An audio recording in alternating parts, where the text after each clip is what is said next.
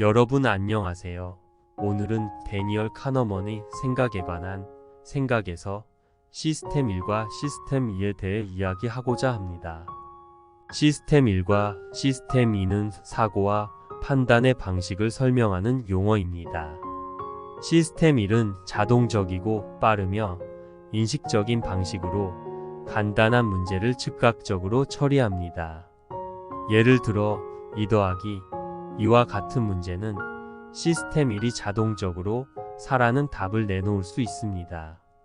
반면에 시스템 2는 의식적이고 느리며 분석적인 방식으로 복잡한 문제를 처리하고 의사결정을 내리는 데에 사용됩니다. 예를 들어 365 곱하기 456과 같은 문제는 시스템 2가 논리적으로 사고해야 하며 시스템 1로 바로 답을 내놓을 수는 없습니다. 시스템 2는 이러한 문제를 해결하기 위해 시간과 노력이 필요합니다. 그렇다면 시스템 1과 시스템 2를 어떻게 활용할 수 있을까요? 예를 들어 우리가 먹고 싶은 것이 있다면 시스템 1은 쉽게 이것이 맛있다고 생각할 것입니다. 그러나 시스템 2를 사용하여 이 음식이 내 건강에 어떤 영향을 미치는지, 장기적인 관점에서 볼 때 좋은 선택인지 고민해 볼 필요가 있습니다. 또한 경제적 자유를 얻고자 한다면 시스템 1은 당장 즐기는 것이 중요하다는 생각을 할 수 있습니다. 하지만 시스템 2를 사용하여 장기적인 관점에서 생각하면 저축과 투자를 통해 재무적 안정성을 확보하고 경제적 자유를 얻을 수 있습니다. 이렇게 시스템 1과 시스템 2를 구분하고 적절하게 활용하는 것은 우리가 목표를 달성하고 더 나은 삶을 살기 위해 중요합니다. 이를 위해서는 우리는 먼저 어떤 문제를 해결하고자 하는지, 그리고 이 문제를 해결하기 위해서는 어떤 방식이 가장 효과적인지 생각해 볼 필요가 있습니다.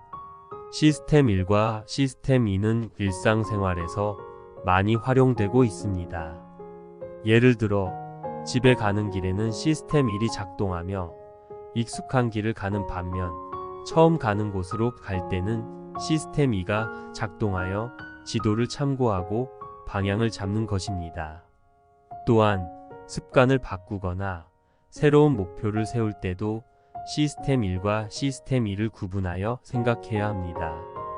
예를 들어 건강을 위해서 운동 습관을 바꾸고자 한다면 시스템 1에게 의존해서 운동을 할 경우 피로하고 귀찮아져서 쉽게 포기하게 됩니다. 하지만 시스템 2를 사용해서 목표를 설정하고 계획을 세우고 목표를 달성하기 위한 노력을 지속적으로 유지하는 것이 더욱 효과적입니다. 또한 경제적 자유를 얻고 싶은 경우 시스템 1은 지금 즉시 즐기는 것이 최고다라고 생각할 수 있습니다.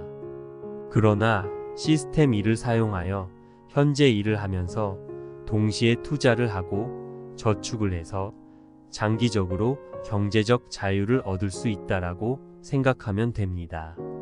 이런 식으로 시스템 1과 시스템 2를 구분하고 시스템 2를 사용하여 구체적인 목표를 설정하고 그것을 달성하기 위한 계획을 세우고 실행하는 것이 중요합니다. 이제 이를 바탕으로 예시를 들어보겠습니다. 예를 들어 경제적 자유를 얻고자 한다면 먼저 시스템 1과 시스템 2를 구분해야 합니다.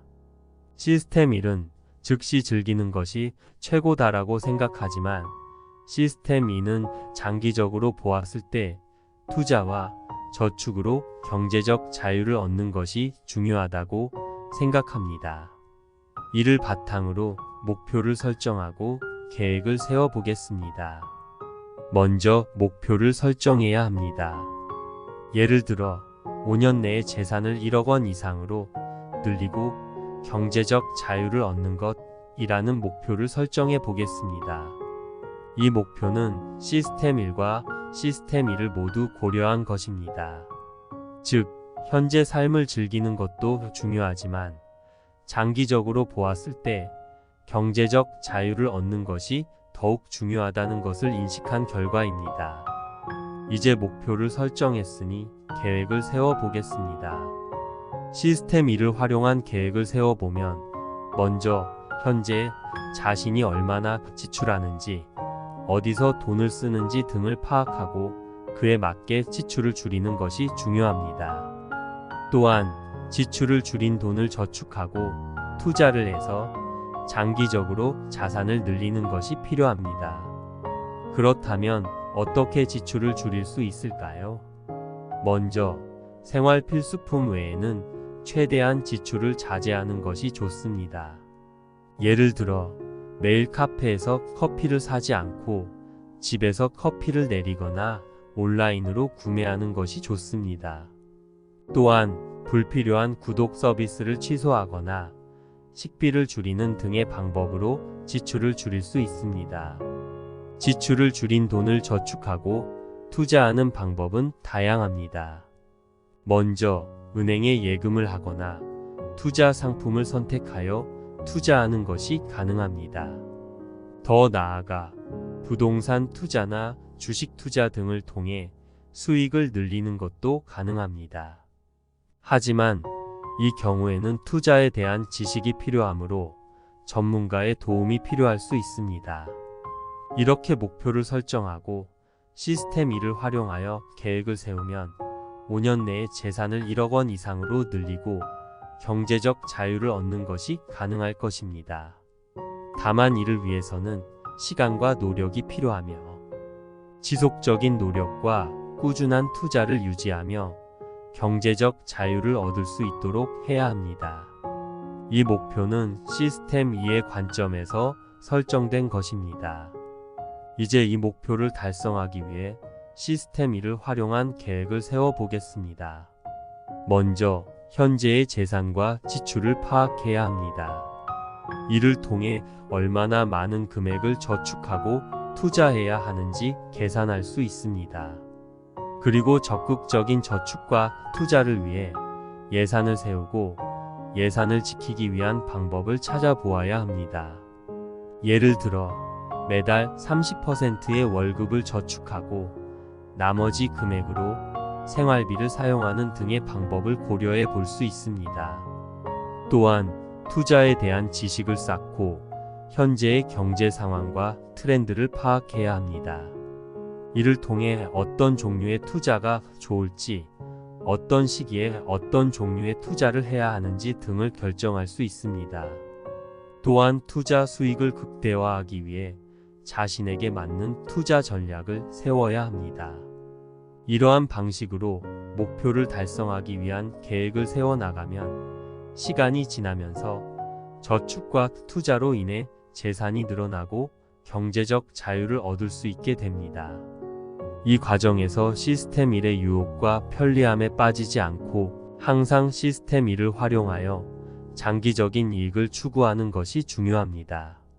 이렇게 시스템 1과 시스템 2를 구분하고 시스템 2를 활용하여 목표를 달성하는 방법을 고민하면 더 나은 삶을 살아갈 수 있을 것입니다. 기억하세요. 시스템 1과 시스템 2는 인간의 사고 과정을 구분짓는 두 가지 시스템입니다. 시스템 1은 빠르고 자동적이며 의식적인 사고 과정 없이 바로 반응하는 것이 특징입니다. 반면 시스템 2는 느리고 의식적이며 추론과 판단이 필요한 상황에서 작동하는 것이 특징입니다.